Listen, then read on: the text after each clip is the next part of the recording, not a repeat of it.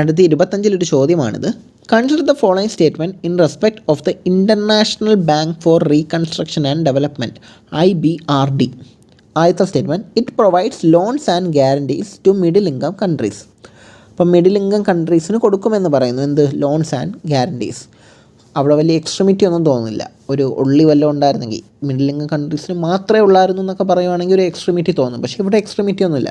Middle income കൺട്രിക്ക് കൊടുക്കുമെന്ന് പറയുന്നു. ശരിയായിട്ട് എടുത്തു. ഓപ്ഷൻ 3 നോക്കാം. It was established to help Europe rebuild after world war 2. അതായത് വേൾഡ് വാർ 2 ശേഷം യൂറോപ്പിനെ റീബിൽഡ് ചെയ്യാൻ സഹായിച്ച ഒരു ബാങ്ക് ആണെന്നാണ് പറയുന്നത്. സോ നമുക്ക് അറിയില്ല. നമുക്ക് ആ ബാങ്കിൻ്റെ പേരൊന്നും കൂടി ഒന്ന് വായിച്ചു നോക്കാം. International bank for reconstruction and development. So reconstruction, rebuild രണ്ടും ഒരേപോലെ ഇല്ലേ? എങ്കിൽ അത് ശരിയാക്കി എടുത്തൂടെ? എടുത്തു. സോ 1ഉം 3ഉം വരുന്ന 2 ഓപ്ഷൻസാണ് ഉള്ളത്. Option C, option D. ഇനി നമുക്ക് രണ്ടാമത്തെ സ്റ്റേറ്റ്മെൻറ്റ് നോക്കാം. It work single handedly to help developing countries to reduce poverty. ഇതാണ് ഞാൻ പറഞ്ഞ എക്സ്ട്രീമിറ്റി.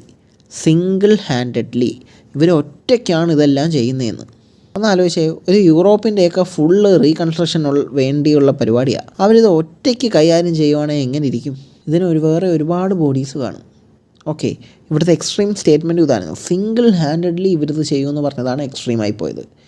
ഓക്കെ, ഒരുപാട് വലിയ പ്രോജക്ട്സാണൊക്കെയാണ് ഇവരെടുത്ത് വെക്കുന്നത്. ഇത് അവർക്ക് ഒറ്റയ്ക്ക് ഹാൻഡിൽ ചെയ്യാൻ പറ്റില്ല. ഇപ്പോൾ വേൾഡ് ബാങ്കോ എന്തെങ്കിലുമൊക്കെ ആണെങ്കിൽ നോക്കാം, പക്ഷേ ഇല്ല.